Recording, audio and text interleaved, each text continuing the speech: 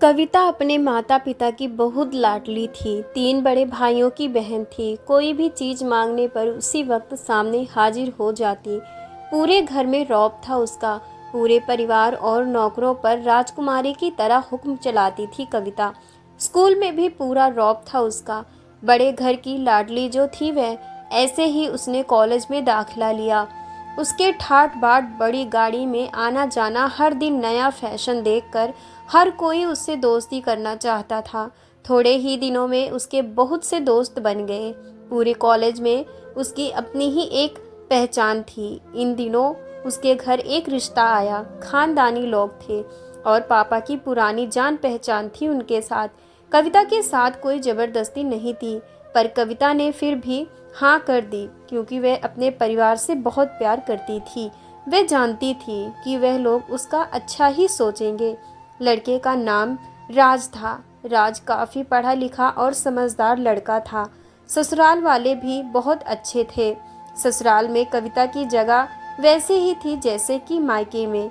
कोई भी कार्य कविता की सलाह के बिना नहीं होता था। सबकी लाडली बहू बन गई थी वह।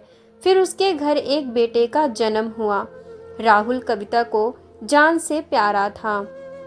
पोता पाकर ससुराल वाले तो फूले नहीं समाते थे। कविता कभी कभी सोचती कि उसकी किस्मत कितनी अच्छी है, उसका हर अपना उसे कितना प्यार करता है। चाहे जीवन में कैसा भी समय आए, मेरे अपने हमेशा मेरे साथ हैं।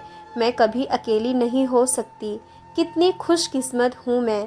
पर शायद कविता की खुशियों को उसकी अपनी ही नज़र लग गई थी।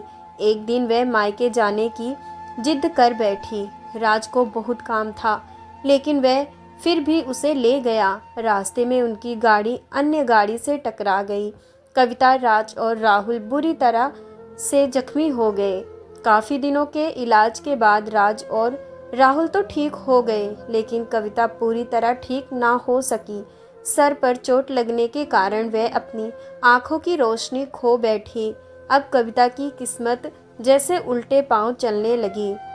मायके वाले कुछ दिनों तक उसे मिलने आते रहे, फिर कभी कभार फ़ोन ही करके पूछ लेते कि अब कैसी हो। धीरे धीरे ये सिलसिला भी कम हो गया। ससुराल वालों की सहानुभूति भी कम होने लगी। घर में किसी को पास बैठने के लिए कहती तो जवाब मिलता, बहुत काम है, अब तुम भी हाथ नहीं बटा सकती। राज भी चिड़चिड़ा हो गया था। बस राहुल ही था उसके साथ, जिसके साथ हंसते खेलते उसका वक्त गुजरता। एक दिन कविता के हाथ से कुछ सामान गिर गया, जिसकी वजह से राहुल को हल्की सी चोट लग गई।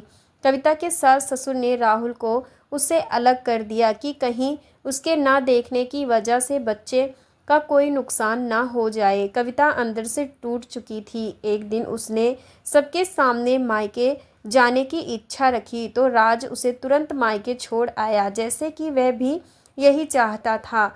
लेकिन राहुल को उसके साथ नहीं भेजा गया। कविता कभी राहुल से दूर नहीं रही थी, पर अपनी कमी के कारण उसने ज़्यादा बहस नहीं की। कविता को लगा कि वह 3-4 दिन वहाँ रहेगी तो थोड़ा हवा पानी बदल जाएगा, क्योंकि वह कितने दिनों से कहीं भी बाहर नहीं गई थी। घर वाले भी इतने दिनों बाद उसे देखकर कितने खुश होंगे। कविता के घर पहुंचने पर सब लोग बहुत खुश हुए। खाने में सब कुछ कविता की पसंद का ही बना था। उसने अपनी मम्मी पापा और भाई भाभीियों से दिल खोलकर बातें की। उनके छोटे छोटे बच्चे भी बुआ के साथ घुल मिल गए थे। रात को सोने के वक्त जब वे कपड़े बदलने गई तो उसे पता चला कि उसका बैग तो बहुत भरा हुआ था। वे सब समझ गई, बहुत उदास हो गई। कुछ दिनों तक तो सब ठीक रहा, फिर जैसे सब बदलने लगा, सबका व्यवहार बदल रहा था। वे लोग जैसे थक चुके थे उससे। सब लोग घुमा फिरा कर पूछने लगे कि राज कब आ रहा है, उसे ले जाने।